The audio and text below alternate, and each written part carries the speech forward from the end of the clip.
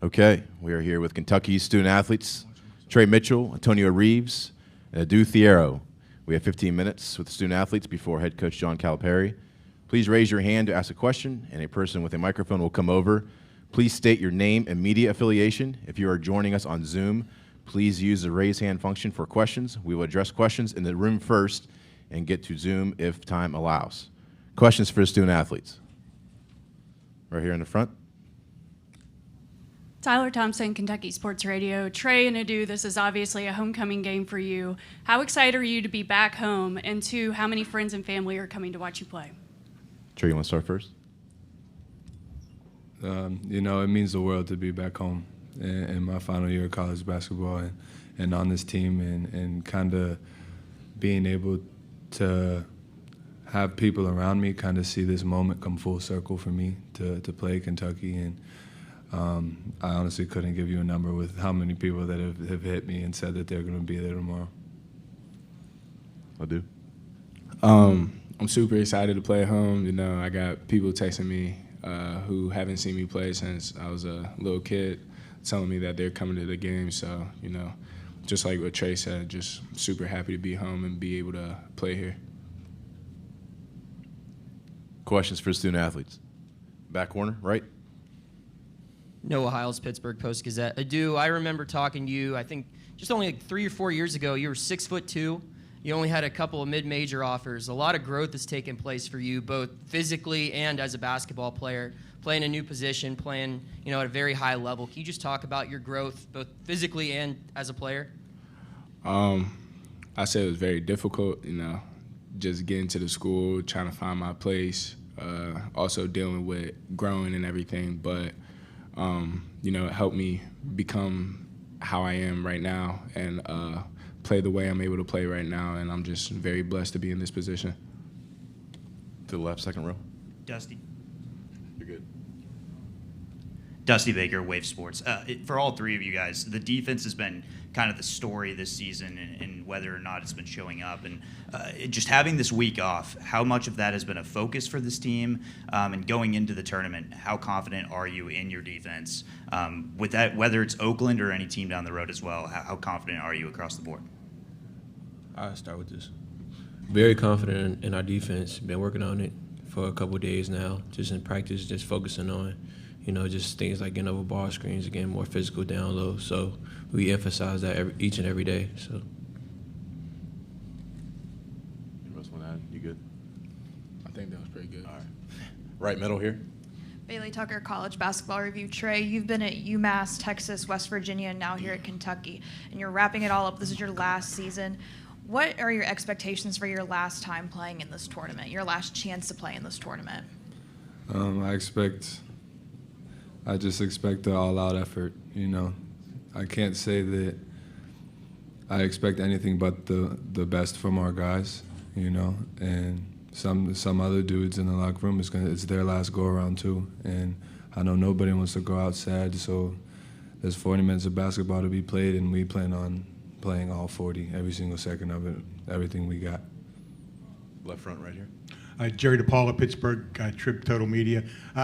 Your father played for Coach Cal at Memphis, and now you're playing for him. From what you've heard from your dad and from what you've observed, how has he changed over the years? My fault. My pops, he would tell me stories and everything, but he was more rough back in the day. Had them running a lot more and everything, but he still has us do all that. But I feel like he's taking it a little bit lighter on us. See, I'm okay with that because the stories my dad was telling me, they was going through it. Back right. Trey, to piggyback on the last question you were asked, about your journey, how special is it that, in the very tail end of your journey, you get to kind of play where it all started? Yeah, it's an unbelievable blessing from above, I've had an interesting path, to say the least. I've had my ups and downs, and I've been through adversity, and just about everything's been thrown at me, And although it's not necessarily a desired path, but it is the path I believe I was meant to be on. And at the end of the day, just for it to kind of just come full circle like this is just it's just proof in itself that this is the path that I was supposed to be on. Back right again. Your stepdad told me that the Italian side of your family might be able to fill this building by itself. How many family members from that side, or just in general, do you think will be here this weekend? Sheesh. Family alone, I'd probably say if they are breathing and they are in Pennsylvania, that they're going to be here. You know, even some family coming from the south. The Italian side is very large, and I'm sure I'll be able to hear their voices over anybody that's in there. But on top of that, I think like any person that I've had some type of relationship or come into contact with throughout my time in Pittsburgh, through AAU, high school, whatever it may be, they've all told me that they're going to be here. Left out right here. Kevin Gorman, Pittsburgh Trib. Just for any of you guys, just wanted to know, first of all, what you know about Oakland as a team and as a university, and also we've talked to them a little bit about being the underdog. What's it like to come in and not want to be the victim to a Cinderella story? I'll do however you start us off and work our way down.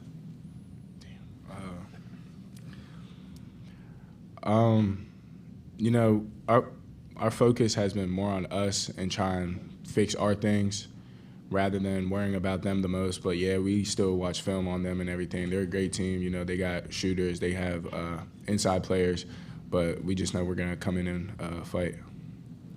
Yeah, to piggyback off of what he said, just worry about us at the end of the day. Try to figure out, you know, the game plan, what we have to do out there, defensive-wise, offensive-wise, and just give it a full 40 minutes and just don't worry about, you know, what they have going on. Just play our game. Dre.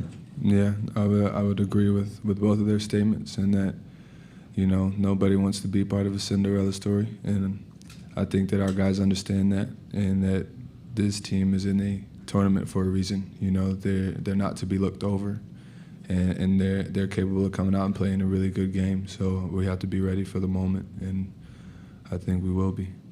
Third row, right.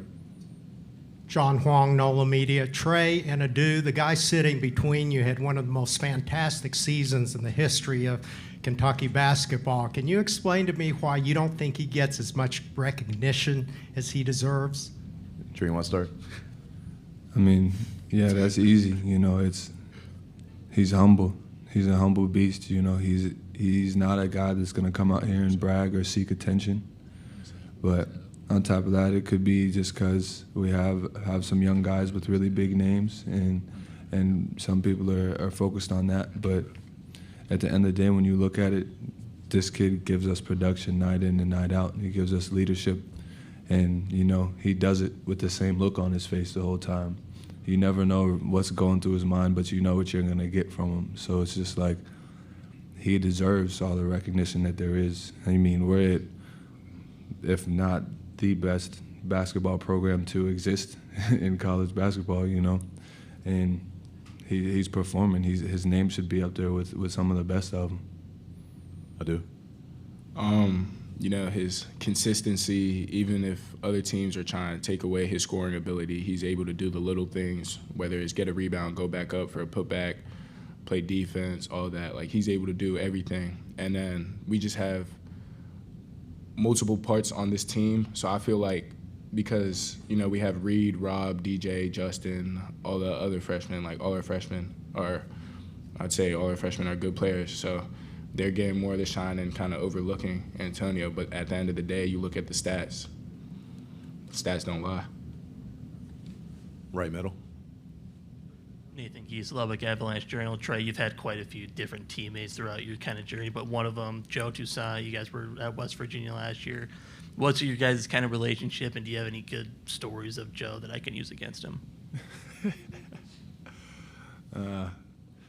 You know, that's my dog. You know, that'll be my brother till I die, you know, and I think nothing but highly of Joe. You know, we were close while I was at West Virginia.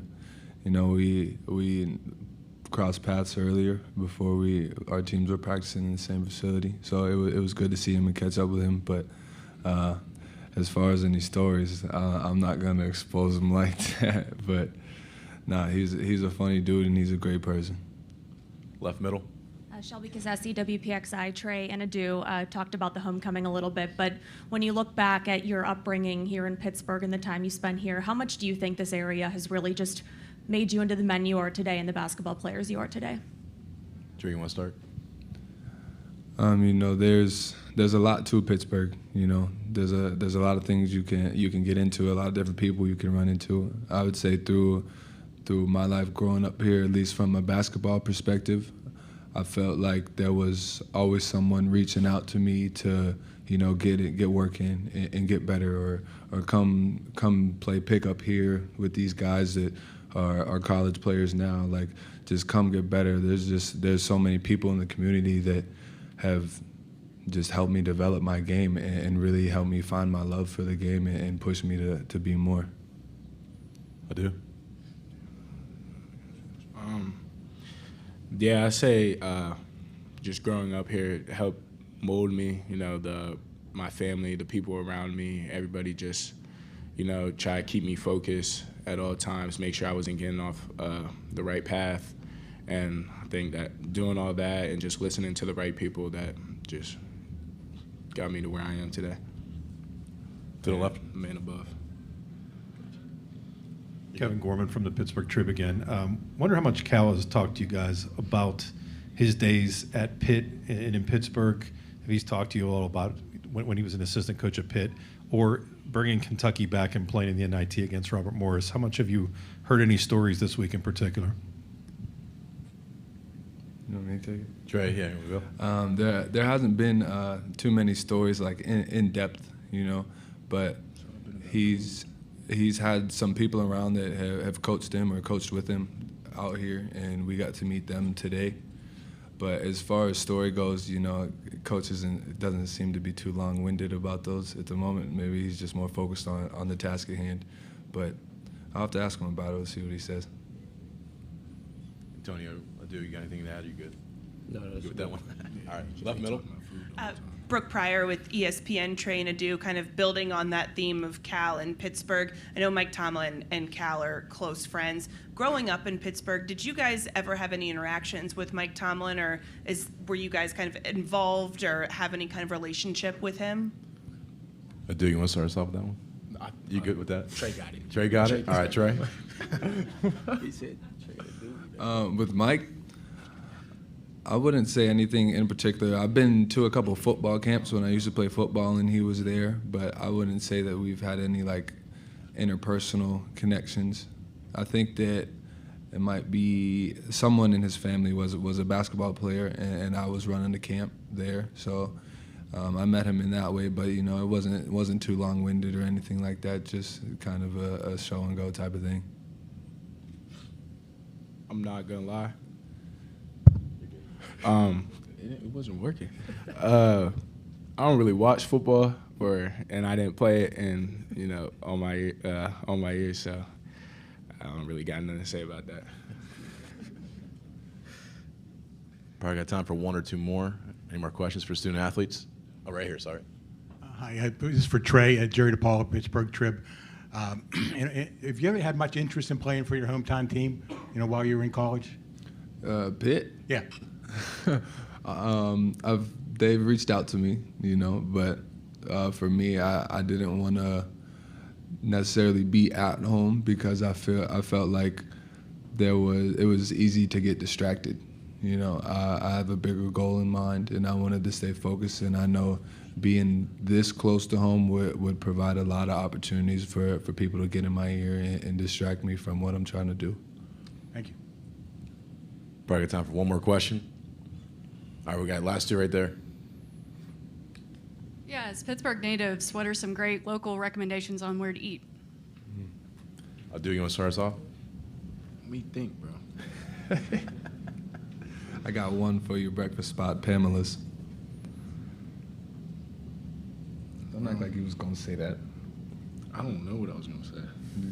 You gotta give them some. Huh? Always Chick-fil-A. This is pizza spot, Minio's. I mean, the one spot I always go to when I come back is Hook's Fish and Chicken. What about you, Antonio? You got a favorite spot? No, not here. No. All right, last question right there, middle right. Antonio, Coach Calipari said that he went around and asked each of you players why you thought this team could advance far in the postseason. I was wondering, what did you say, and was there anything that one of your teammates said that really caught you off guard? Something that he said was basically just, we have a whip, basically. We have every piece that we need for the tournament, you know, coming from guards and the bigs. Just everybody can contribute to the team, and everybody can play a role to this team. So that's one thing he said. All right, we're good. All right, thanks, guys. Appreciate it. Thank you, guys. Thank you. Appreciate it.